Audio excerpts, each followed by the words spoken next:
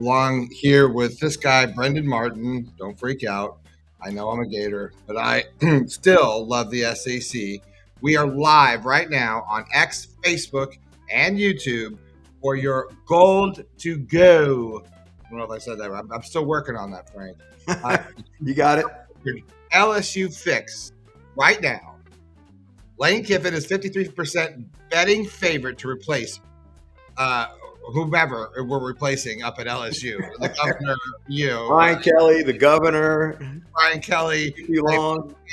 And speaking of Brian Kelly, he's still suing LSU for what? $54 million? $54 million.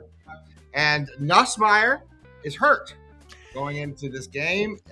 Practice injury, right, Frank? And my man, Frank Wilson, has got all of that insight for you right now on his podcast, Goal to Go. Welcome to your show, sir. Okay. Now, yes, you're exactly right. And you did a Freudian slip. You said Frank Wilson, who is the coach. You were looking at that on your screen. Frank Wilson, the interim coach here at LSU, is the one that came out yesterday and said that Nuss is hurt again. You know, that this nagging ab injury that he's had, he tweaked it again yesterday. And he's probable for the game. They said he's going to have to watch it, which, again, it could be a coin flip whether he plays or not. But the big problem is our season's done. However, we do have to win a game because it's going to be critically important to win one of the next two games because we have to go to Norman on the last game of the season. That's going to be a tough task. Oklahoma might still be playing for a shot at the playoffs, depending on what they do against Alabama this week. But we have to win either the Arkansas game or the Western Kentucky game, which is senior night next week, because it's critically important to get into a bowl game, mainly so that you can have the practice time. You need those extra 3 weeks of practice leading up to whatever bowl that you're in, just so that you can have more preparation for next year. And it's more critically important this year with a new incoming coaching staff, and we're going to talk about that in a second of who that might be. They have to get more tape on these players, and there's no better way other than practice than if you can get them in live game fire. And that's why I think Frank's going to wind up playing a lot of younger guys. Again, the goal is to win so we can get that extra time on the practice field in December. But it's critically important that you get a lot of playing time out there because I'm sure Frank's going to want to try and stay on. He's a great recruiter. If he's not given the head coaching job, which I think it's an extreme long shot that he would, especially the performance against Alabama. I don't think it was as good as what we thought. They might be fired up to come out and play for him last week in the loss. So I think you're going to have an LSU win these next 2 weeks. So and the critical point about Nuss being hurt again is it also puts in danger Van Buren's red shirt because right now going into next year, our starting quarterback is Michael Van Buren, the sophomore transfer that we got from Mississippi State. And right now, he has one more game that he can play in the regular season. He can also play in the bowl game. Obviously, Nuss would probably sit that one out. And you can have one more bowl game and not lose the red shirt. But if he plays in 2 regular season games, he's lost that red shirt. And that's critically important because, we are going to probably go out into the portal, see if we can find another diamond in the rough, a la Joe Burrow or Jaden Daniels.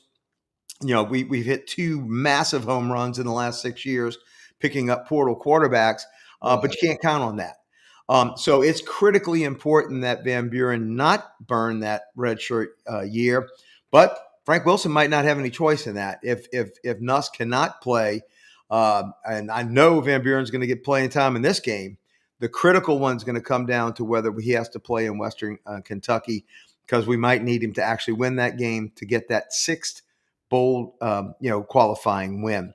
And how just incredibly disappointing that will be if we get down to the end of the year, Brendan, just like your Gators, just like the Auburn Tigers, our buddy Robin and Doug's team, to where you're scrambling just to try and get a winning record. That is certainly not where we expected to be when we pushed our chips into the middle of the table, came up with a $12 million roster. Nuss alone is making 5 point something million to be a huge disappointment. I've never seen a 5th-year starter at quarterback regress the way that he did. I'm going to have a ceremonial burning of my, Nussmeier Heisman 7-1 ticket from Caesars. And we're gonna burn that out in the backyard at some point in time over the next couple of weeks. So it is a crazy time here. I happen to be in Baton Rouge. In fact, I took this picture. This is my new backdrop. Leaving the Pete Maravich Center last night, watching the Tigers play hoops. This is the best place to be for the next 2 weeks with all the rumors that are flying. So I think it's day 18 now since Kelly was fired. He has since, like you said, filed a lawsuit. We're trying to maybe get him for cause. There are all sorts of rumors about what his comportment of his behavior was when he first got here. I won't give them credence because they're all alleged. But if this thing goes to court, the depositions are going to be ugly. They're going to be public. I don't think anybody wants this, and especially LSU doesn't want this. We want this thing to go away so that we can get on with this search. And, the problem is when you're looking for a high-profile coach, Lane Kiffin, we're looking at you as well as the Gators. And by the way, it might all just be a big friggin' money scramble by the two of us. It's going to make him a lot more money to be able to hang out in Oxford and go to yoga class, with the ladies in the Grove, or his ex-wife that's returned home. I don't one of us are pretty steep. I mean, my phone blows up on a regular basis. With people constantly asking me questions about it. And, look, here's the thing. Nobody knows except for him. And you can speculate all you want. And Gatorbait Media, the website that I own with my father, Buddy Martin, we broke the story about, along with you all, the whole team, broke the story, really, Rob and our connection and sources, which is a really unique perspective to have after about a year and a half into this project that we're doing, covering all 16 SEC teams, to be able to resource the people that we know. And we really have a wonderful group of people that know a lot of information. And, the interesting perspective, I guess what I'm trying to say here is that to see what Gator fan says about Lane Kiffin coming, then to see what LSU fans say, the perspectives that are so oh, it's happening, this is happening, that's not happening. And then and it's like, it is just soap opera, right? Well, you buddy and friends broke that Napier was gone. Yeah, I broke that Kelly was gone way before it happened. You did. You certainly did. And so we have our thumb on the pulse, and I think we're both going to be disappointed, to be quite honest with you. Right. I think him and his agent are playing both of us. And I think he's going to wind up with 13 to 14 million just to stay at Oxford. And man, that goes a long way in Oxford, Mississippi. But maybe he wants to go to New York and be listen, I've either said he's going to, my perspective was that I think he'll end up at Florida, or he'll end up at LSU, or he'll end up in New York, or I said Miami Dolphins at first because that was the initial talk. But now you can see how the Giants would make more sense to him. Yeah. I don't, as much as he follows, culture and things that have done before with his father and everything like that, is also as much as he's still Lane Kiffin, and he's still going to want a shot at the dance, and that's either LSU, Florida, or going pro. And he's got a little Joe Willie Namath hound dog in him. There ain't no doubt. I could see him up there at the Bachelor's 3, the old Namath, Mickey Mantle, Whitey Ford hangout. Yeah, you're right. I mean, he could go off the board and take a pro job, which I think it's still distasteful on how he wound up leaving Oakland. LSU didn't want to talk to him. Well, no, I guarantee you LSU is going to make him say no, just like Florida's going to make him say no. But I'm saying 3 or 4 years ago, no one wanted Lane Kiffin. Well, but Kiffin was a different animal, because look what he's done at Ole Miss. That the Ole Miss success is what I think has Kiffin on the front of everybody's list right now. And look, here's the crazy part: the actual leader in the right now for betting odds is Nick Saban. at 2-1. And Nick, and if you ask the LSU crowd, who would you rather have, Kiffin or Saban? It's Kiffin. It's Kiffin. Kiffin is the one we'd rather have because, Saban, I think the way the game is played now, I think Saban would not be the right choice, even though, again, he's 2-1 odds at betting circles. But again, I really think deep down, I think Lane is just leveraging this for money. And if I think he does pick a college, I think he's going to Florida, not LSU. And I'm only joking. His propensity for blondes as opposed to our fantastic brunettes here in Louisiana, I think might cause an issue. Yeah. And by the way, putting a couple of extra states in between the daughter and the boyfriend might also be a good thing. I'm a girl. You're a girl dad. I'm a girl dad. That's not actually bad strategy. Not boyfriend anymore. They're engaged. Oh, I didn't hear that. Oh, that's you got it the last I didn't hear that. Oh, interesting. Very, very, very. Oh, hang on. That helps me. That helps me, man. I like that. Well, look, no matter where he goes, Kiffin is the type. At Diamond, I'm just saying, he might have got a little special deal on that Oxford jeweler. I'll take whatever I can get, man. Maybe this is a good time as any to go ahead and make that proposal. Hey, I'm all in. Let's get these two crazy kids together. I say, bring them to Baton Rouge. No, here's the thing. The problem is, as you have found with your search, we found with our search, time is not your friend when you're looking to land a huge, big hire coach. And the longer that this goes, the more leverage those coaches have. And if they're in a location like Lane is now, that just means that Ole Miss is going to back up the truck and offer him. I'm sure they already have, right? There's been a contract that's been sitting on his desk for probably 3 or 4 weeks. All that's happened is every day those numbers get bigger. And I've got friends in Ole Miss chat rooms. They were having a meltdown yesterday. They thought their Twitter page was going nuts. Yeah, they think yesterday. I don't know what it's like this morning because we've been doing our roundtable show, but they think he was gone yesterday. Yeah. So there's so much. I have people. I have heard. And I'm not going to say who, and I'm not going to get into that, but I have heard from multiple people that this is definitely like he's coming to Florida. It's been decided for a while, and that they're just running up the tab now. Yeah. And at what point, Frank? At what point? You're a successful guy. At what point do you say it's not just about the money right now? It's about my career. It's about making the right step, right? It's going to be it's a lot of money no matter what, right? He knows that. No more money he can spend. So he understands that, right? So at this point, it does come down to certain situations as a man, as an alpha guy. Yeah, it's significance. For me, I look, I don't want to. I'm 51. I don't want to say I'm done. Look what we're doing now, right? This is all like Oxford, 2.0. But we're building something and we're putting things together based off of the knowledge and the history from the past. But he can do that. He can certainly do that at LSU. At LSU. He can do that at Florida.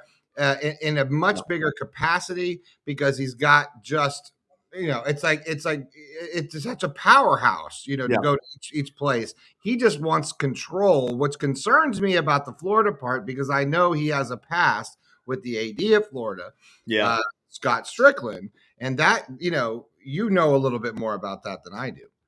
Well, here's the thing. Here's my take. I think Florida is a great fit. I think LSU would be a great fit. When you have talent, you can be a fit anywhere. So I don't foresee there's any issue at Florida. In fact, I guarantee you the Bull Gators have backed up the friggin' Brinks truck. There's so much frozen orange juice that's being loaded up and being sold right now, just like poor guaranteed NIL money in the bank. I mean, absolutely. Ty Graves must be frying chicken fingers left and right to come up with the money to pay Kelly and an offer to Lane. And look, we're both going to make him say no. I mean, I'll guarantee you that the offers are out there. Oh, huge. They know. Tell us no. But the money at this level, these types of guys, they've got more money than they'll ever spend in their life. What it's going to come down to, there's 6 human needs. There's something that you can have a surety in. There's variety. There's love. There's significance, there's growth, and there's connection. Those are the 6 human needs. You got to have the first 4, but the other 2 are optional.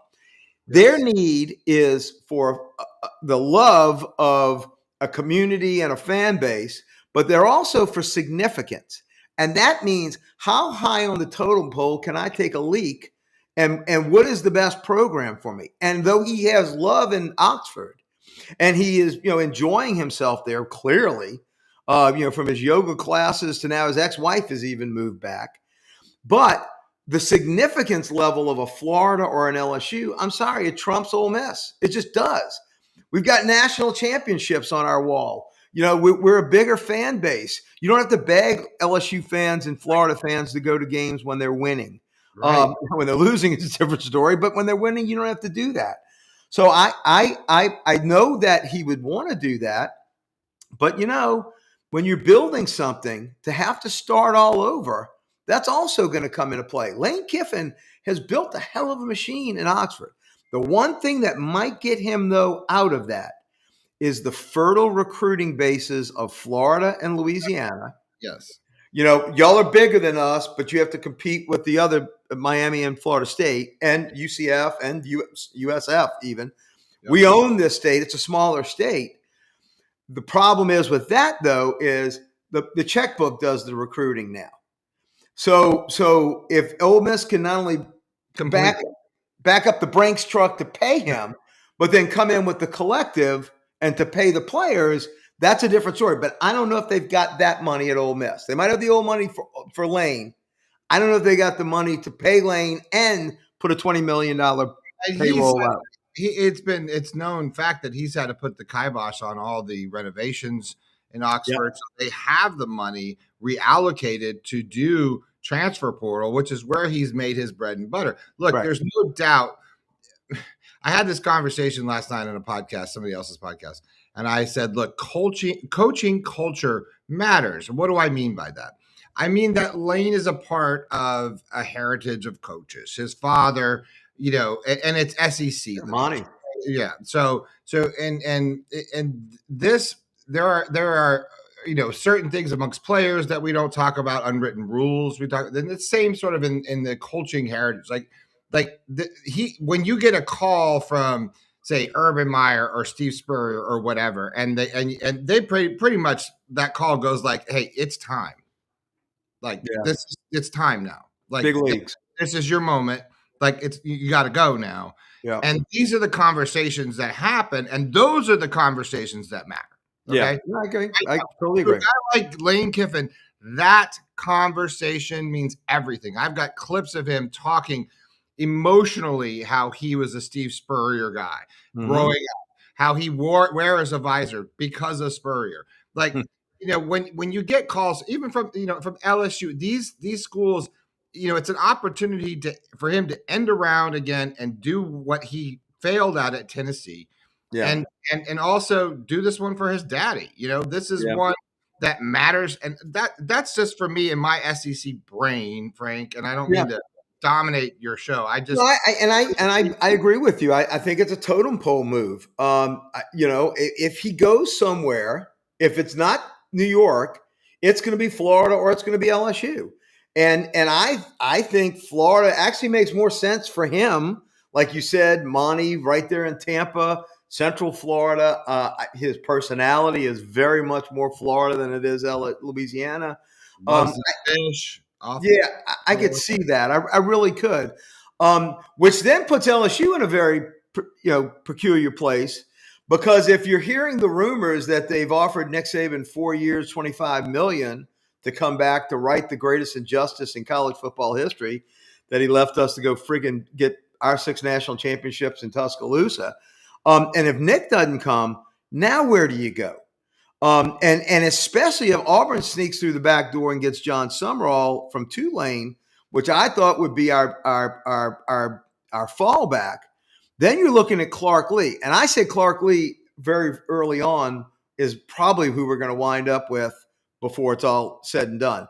And the more buffoonish that our search and our involvement with the governor, who I like politically, I'm a Republican, I like him politically, but he's killed us, in the image department I mean, we're getting lampooned left and right, and no coach and no agent's going to want to step into that. So look, the initial breaking news of Brian Kelly leaving, my first thought was, wow, this is going to hurt Florida's chances at getting Lane Kiffin. But as this drama sort of played out, look, right now that matters, right? 24 hours after Kelly, the governor was at an impromptu press conference, not even on this issue.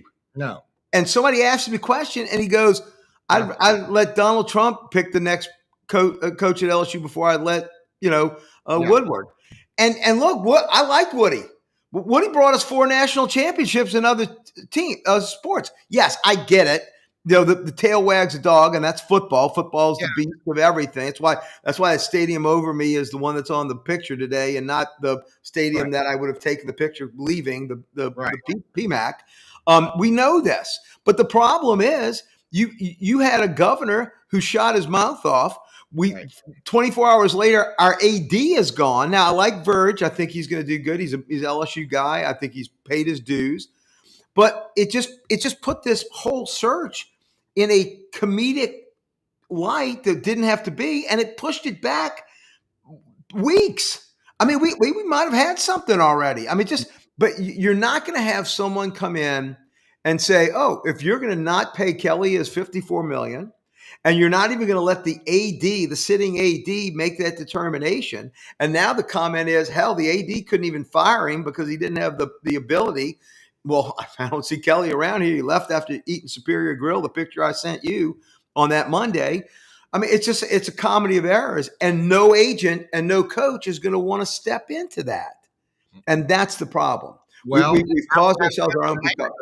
And to dovetail that is that now you have the transfer portal. Yes. Florida's looking at that too. That matters. That is looming. That date is out there. It is going to matter, how you're going to keep, what you got, right? Sure. And I've seen Mississippi fan or Ole Miss fan complaining online and saying, look, we really need Kiffin to make a decision because it's cute at first. Yeah. Okay. But I agree to some level, you have strung this out a little bit, and Lane likes to be a troll. Oh, he's a diva. Yeah. He's a diva. He likes this. He likes to be fawned over. Right. And obviously, so this game this weekend, although it means, not a lot for Florida, but it means a lot for Florida, right? It means a lot for how Florida shows out and how Florida fans shows out. But I don't, there's no question that the passion for Lane, that he has passions for both programs, right? Yeah. And I think, realistically, he's probably caught right there between that. But the drama ensuing right now because it's not dealt with at all. Although I gave LSU big points for making an early decision with Brian Kelly, saying, being decisive, saying we're going to go and we're going to make. I thought, well, that was smart, but this follow up is like antithesis of. And now we found out it wasn't even official. Yeah, what the hell? That's dumb. Like politics don't work like they work in football. You got to get guys to come. Like, you can trash the other person, but you don't realize in politics it's just you're in your single player game. You got your party, but in football you got to get guys to stay. That's right. Yeah, recruiting isn't just coming in; it's keeping them in. Yeah. But I'll tell you what. The sad thing is, Brendan, and I know we're up on our time. The history of politicians in Louisiana stepping in and meddling with Louisiana sports, and LSU in particular. Huey Long himself used to lead the band from the train station when he would go to Auburn, or we'd go to Alabama, or back in Spring Hill and or even Florida. We started playing Florida way back in the day as well. And he would be on the official train, and he would lead the band to where their hotel was in the college town that they were going to. This is not new, man. And I'm telling you, we're a banana republic. We are the most northernmost Caribbean outpost. We make things muddy. We make them ugly. We dance to a different tune. You guys for that though. But we got to stop it, because if not, we're going to get a second tier coach. And we've already done that, honestly, with Ed Ogeron. Ed Ogeron was a bargain basement pickup. I could have coached Jamar Chase and Joe Burrow and Terrace Marshall and Justin Jefferson. I could have coached them to a natty. We don't need to go to this is the only guy that will take the job again. And right now, we're working our way down a list scarily behind the scenes. And every day that it goes on, that search gets harder and harder. Yeah, because you know why, Frank? It's not about what you did 10 years ago. And this is why you don't see Urban Meyer and you're not going to see Nick Saban and these guys take these jobs. Because right now it matters about how have you learned to win under this current climate? Correct. Because if you haven't cracked the code, and if you are still like trying to figure it out, then you're not going to, your coaching career is going to be very limited very quickly. And the guys that are going in and finding ways to win, they become so much more important. That's why we're seeing these teams like Indiana and all these different type of coaches. Don't you think that it's a different mentality? No doubt. And Brian Kelly was guilty of that as well, because Jaden Daniels really wasn't his choice. That was the choice that was put upon him. You need to go get Jaden Daniels. Brian Kelly did not play this new era of football very well. Hired two horrible coordinators, in Joe Sloan and in Matt House, the defensive coordinator from a couple of years ago, which ruined the Jaden Daniels Heisman year. That also came to play. So no, you have to be a modern coach in an ever-changing landscape to be successful and to be competitive. And right now, the dinosaurs aren't. And that's why Nick Saban might be 2-1 in betting parlors. He's not coming here. Sorry, and we only have a few minutes left. I just wanted to touch on, because this was on my notes here, is LSU's a 5.5 point favorite over the Razorbacks this weekend. The over under is set at 57.5. Yeah, I look, the Razorbacks are a horrible defense. It's just a matter of whether LSU can put the offense together, and we've been lethargic. We've been pedestrian at best, to use two words.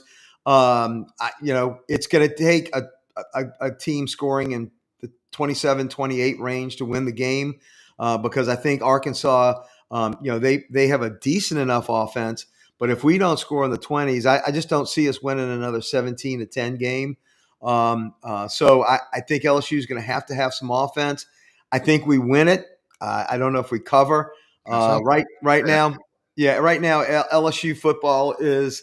It just depends on who shows up. I do think Van Buren gives us a much better chance of winning from what I've seen from Nussmeier. So if Nussmeier is hurt or he's restricted, frankly, I think having the mobile quarterback does help us.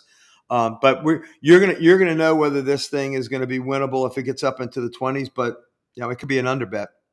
Look, I have heard it from many a great coaches, including Urban Meyer and we talked to a lot of coaches on here.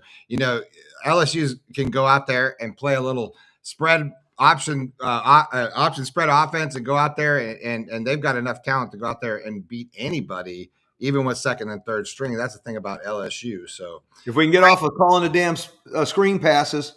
I'm tired of the 3-yard screen pass. Man, it's just been a year for college football, and we still got 2 weeks left, and no playoffs even started. So, 7 teams, you say, Frank? Maybe. I think there's a shot. Look, I'm not saying it's a probability. I'm saying it's a possibility. If it works out that Texas winds up beating A&M, and if Oklahoma can beat Alabama this week, and Vanderbilt wins out, you could have 7 SEC teams. Well, you heard it here, right here first on the Goal to Go podcast. He's Frank Duffy, host of this program. I'm Brendan Martin. I just fill in because, I know how to press the buttons. So much, Mr. Duffy. Let's go Tigers. Let's go Tigers. Right, so we will see you next week, same time, same station. Any final departing words, Mr. Just Duffy? keep your hands off Kiffin. Go Tigers. Go Tigers, baby. Go Tigers.